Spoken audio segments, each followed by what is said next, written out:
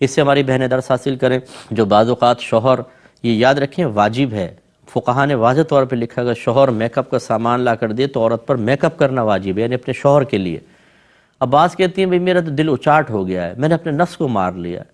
اب شوہر بیچارہ میک اپ کا سامان لا کے وہ سائیڈ میں رکھ دیں گی، زینت چھوڑ دی ہے، سادہ سے کپڑے یہ وہ، اور وہ بن گئی جی پیرنی بن گئی ہیں، معروف ہو گئی ہیں اللہ والی۔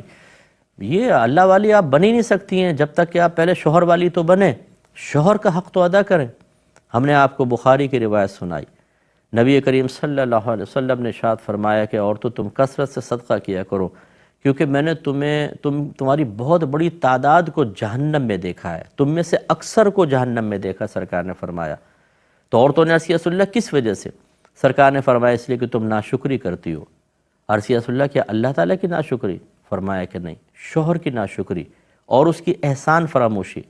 اور پھر سرکار نے فرمایا کہ بعض اوقات ایک شخص ایک طویل عرصے تک اپنی زوجہ کے ساتھ اچھا سلوک کرتا ہے، لیکن پھر وہ اس سے کوئی ناگوار چیز دیکھتی ہے تو کہتی ہے کہ تو نے میرے لیے کیا ہی کیا ہے۔ یہ دیکھیں یہ خواتین کی عادت ہوتی ہے، شوہر کچھ بھی کرے انہیں یاد ہی نہیں رہتا تم نے کیا کیا ہے میرے ساتھ، سوائے اس کے یہ پھٹے پرانے کپڑے، یہ چھوٹی ٹوٹا پھوٹا گھر، اوہو محل لا کر دے دو، زیور دے دو، سیٹ دے دو، اچھے اچھے لباس دے دو، اشارہ کرے ایک شادی کا تو 6 جوڑے لا کر دے دو، پھر دیکھو شوہر کتنا اچھا ہے، دنیا کا سب سے اچھا شوہر ہے، اس کی خدمت بھی ہوگی سب کی، ورنہ نہیں ہوگی۔ یہ رویے ہماری بہنوں کے غلط ہیں، یہ پتہ نہیں کس نے پٹی پڑھائی ہے جو اس طرح کے معاملات ہو جاتے ہیں۔ تو خلاصہ کلام یہ کہ بہرحال جب شوہر زینت کا کہتا ہے تو عورت کو زینت کرنی چاہیے۔ شادی کے بعد عورت کا مسکرانا، اس کا میک اپ، اس کا لباس، اس کے جذبات، احساسات، فیلنگز، اس کے ذہن میں آنے والے کسی مرد کے خیال وہ صرف شوہر کا ہونا چاہیے، اور یہ تمام چیزیں شوہر کی ہونی چاہیے۔ تو اب اس لیے مطلب یہ کہ شوہر اگر چاہتا ہے تو اپنے آپ کو سنوار کر رکھے عورت۔ اور ہماری بہت ساری بہنیں ایسی ہیں جو کہتی ہیں مفتی صاحب ہمارا شوہر جو ہے وہ غیر عورتوں کی طرف مائل ہو گیا ہے۔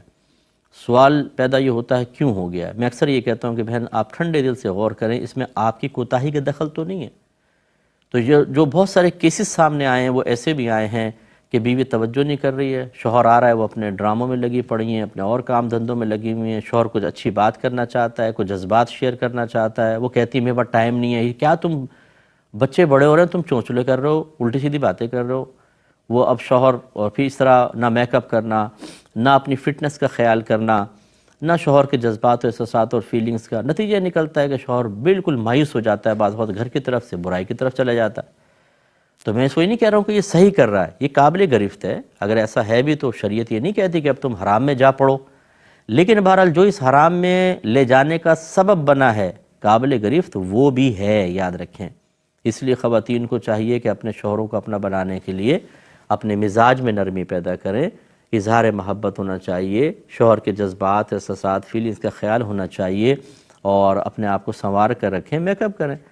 لیکن یہ میں بہنوں کو نصیحت کر رہا ہوں اس وجہ سے کہ بہنوں کا تذکرہ چل رہا ہے، یہ نہیں کہ شوہر کو بھی نہیں ہے۔ بات ہی ہماری تو یہ چل رہی ہے کہ ابو الدرداء ہی ایسا کر رہے تھے نا، تو یہ تو ہم سمجھا رہے ہیں، تو ہماری بہنیں یہ نہ سوچیں کہ تو فوراً نصیحت قبول نہیں کریں گی، طنز اور تنقید کرنے میں اتنی ماہر ہوں گی کچھ انتہا۔ ہاں جی مرد ہیں نا اس لیے مردوں کی وہ کر رہے ہیں، سیکھیں گے نہیں، طنز کر دیں آپ۔ اور اکثر بعض اوقات تو میسیج جب ہم کرتے ہیں نا اس میں مجھے اس طرح کا رپلائی کر دیتے ہیں، تو پھر میرا ایک ذہن بنتا ہے کہ میں تو ایک غیر مرد ہوں، ایک عالم ہوں، ایک مفتی ہوں، جب یہ مجھے اس طرح طنزیہ جملہ کہہ رہی ہے تو اپنے شوہر کا حال کیا کرتی ہوگی؟ یہ میرے ذہن میں تو فوراً ایک نیگیٹو چیز آتی ہے کہ یہ اپنے شوہر کا تو کیا اس نے دماغ خراب کر رکھا ہوگا۔ ایسی بہنوں کو ذرا سوچنا چاہیے، آپ کی زبان سے نکلنے والے الفاظ شوہر کو ہرٹ تو نہیں کر رہے، ایسے شوہر کو سوچنا چاہیے آپ بیوی کو نہیں تنگ کر رہے۔ اعتدال جانی بہن سے ہونا چاہیے۔